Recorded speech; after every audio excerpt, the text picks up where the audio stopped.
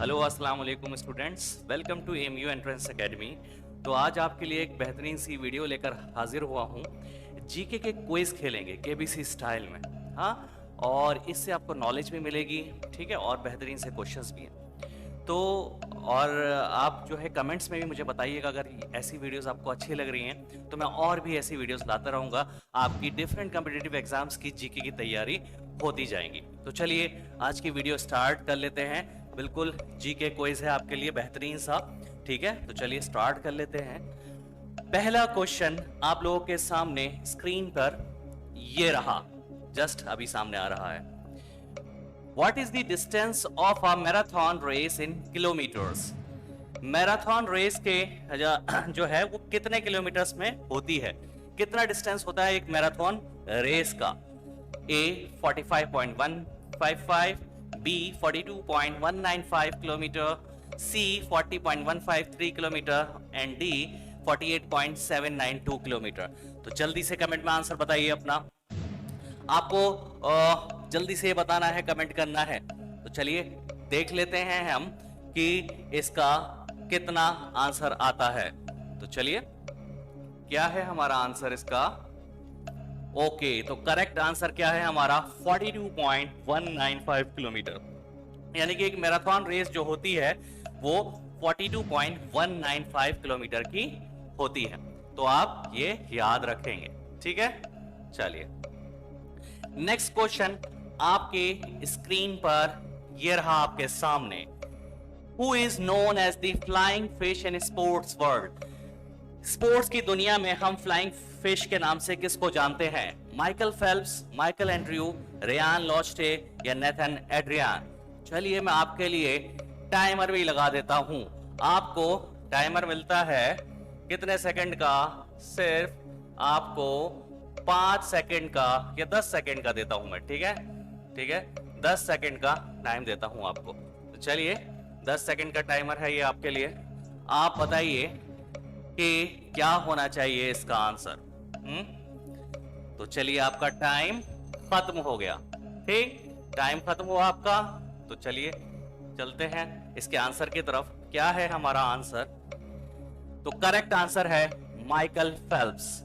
Michael Phelps याद रखेंगे दोस्तों। माइकल फेल्प्स जो है एक स्विमर हैं, ठीक है, और इनको फ्लाइंग फिश के नाम से भी जाना जाता है।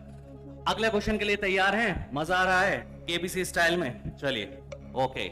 यहां आपको अमाउंट तो नहीं मिल रही है, लेकिन आपकी नॉलेज मिल रही है, और नॉलेज सबसे बड़ी अमाउंट होती है, ठीक है।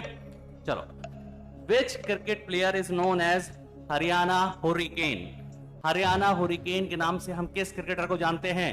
सुनील गावस्कर, राहुल द्रविड़, कपिल देव या फिर सौरव गांगुली? जल्दी से अपना आंसर बताइए, जल्दी से बताइए। टाइमर लगाने की जरूरत नहीं, आपको ऐसे ही 5 से 7 सेकंड 8 सेकंड में बताना है। कमेंट करते जाइए अपना आंसर। चलिए तो हम इसके आंसर की तरफ पढ़ लेते हैं। क्या है इसका आंसर? करेक्ट आंसर है कपिल देव। तो कपिल देव को हम हरियाणा हुरिकेन के नाम से भी जानते हैं। आप जानते हैं सब कि 1983 का वर्ल्ड कप भी है। वर्ल्ड कप किसने जितवाया था? कपिल देव की कप्तानी में हमने जीता था, ओके। और 2011 का धोनी की कप्तानशिप में जीता था। और ये रिसेंट 2023 की भी बहुत उम्मीदें हैं। इंडिया बहुत अच्छी परफॉर्मेंस दिखा रही है, अभी तक एक भी मैच हारी नहीं है। तो दुआ करते हैं कि हमारा इंडिया ही ये वाला 2023 का वर्ल्ड कप जीते, ओके। तो चलिए अगले क्वेश्चन की तरफ बढ़ते हैं। क्या है हमारा अगला क्वेश्चन? चौथा नंबर का question. National game of India is? बहुत आसान है शायद आप लोगों के लिए, सबके लिए आसान है। कबड्डी, क्रिकेट, हॉकी या नन? क्या होना चाहिए बच्चों? National game of India, India का नेशनल गेम क्या है? बता सकते हैं आप? ओके, है ये टिपिकल सा क्वेश्चन है ना, आसान है लेकिन टिपिकल है। चलिए इसके आंसर की तरफ बढ़ते हैं। क्या है इसका आंसर? तो इसका आंसर है आपके सामने। करेक्ट आंसर इसका है नन। हाँ, अब इसका एक्सप्लेनेशन सुन लीजिए, ठीक है।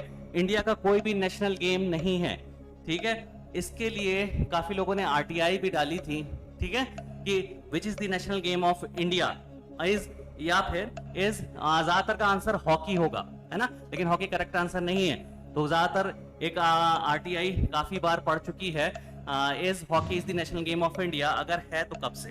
तो इंडियन गवर्नमेंट का इस पे आंसर है कि there is no national game of India. India का कोई भी नेशनल गेम नहीं है। क्यों?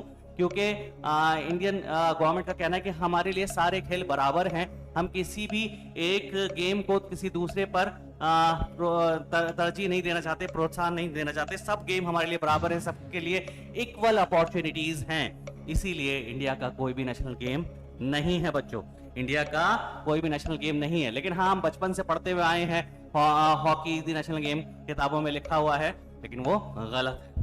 ठीक है, चलो अगले क्वेश्चन की तरफ बढ़ लेते हैं। फिफ्थ क्वेश्चन आपकी स्क्रीन पे आ रहा है, क्या है? The playground of baseball is known as.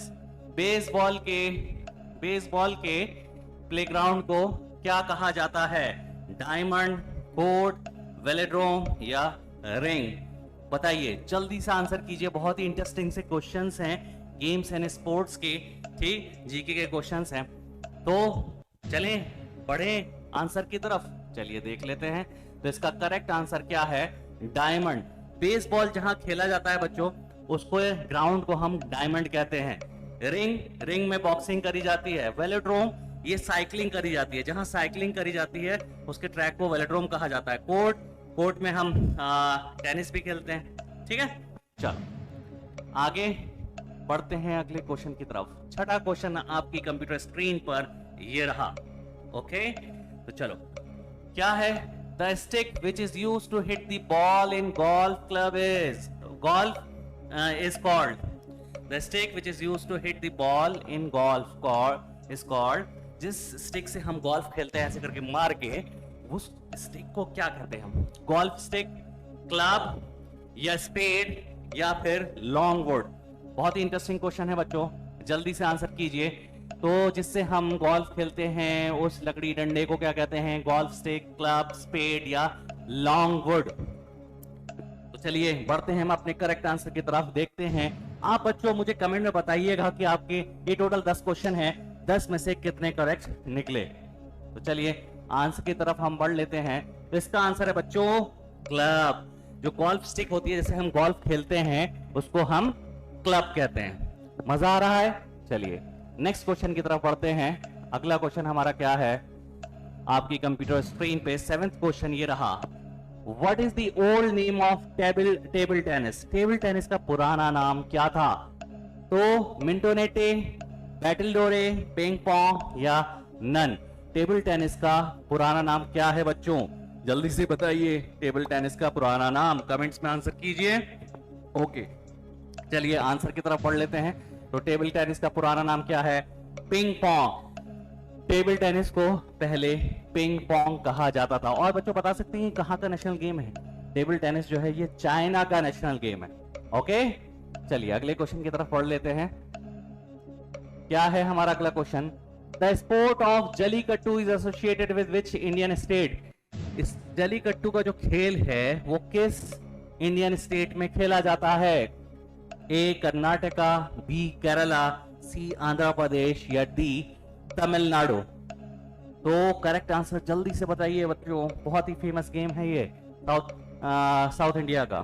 तो करेक्ट आंसर इसका क्या है? चलिए बढ़ते हैं। तमिलनाडु। जलीकट्टू होता क्या है? आप देखा होगा बैल के ऊपर दौड़कर ये वाला खेल खेला जाता है जलीकट्टू। ठीक है, सांड या मतलब बैल के ऊपर ये वाली चीज खेली जाती है।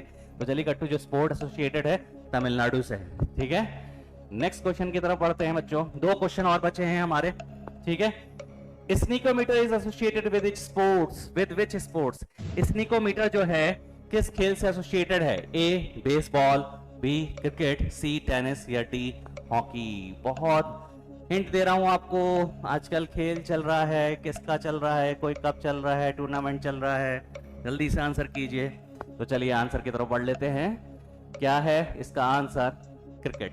स्नूकोमीटर बच्चों आपने देखा होगा जो क्रिकेट में इस्तेमाल होता है, वेल्स वो जो लगी रहती हैं क्रिकेट के वो डंडे जो लगे रहते हैं जिसपे बॉलर बोल्ड करता है, कुछ करता है, तो वहां जो है वो एक स्नीकोमीटर एक डिवाइस लगी हुई होती है जो कि रिकॉर्ड करती है आवाज को। जो देखते हैं ना कि क्रिकेट खेला, बल्ले से बॉल टच हुई कि नहीं हुई तो उसकी आवाज सुनाई देती है आपको, रिप्ले में जो दिखाते हैं वही चीज स्नीकोमीटर कहलाती है, वो device.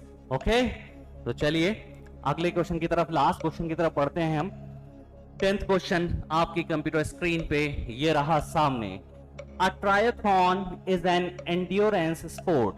It consists of sequence of 3 disciplines which the participants must complete successfully. In which order are these disciplines attempted? एक ट्रायथॉन है, यानी कि 3 खेलों की इवेंट है, उसमें जो है पार्टिसिपेट करते हैं और इसमें एक के बाद एक 3 स्पोर्ट्स खेले जाते हैं। उनका सीक्वेंस क्या होता है ट्रायथॉन का, वो आपको बताना है।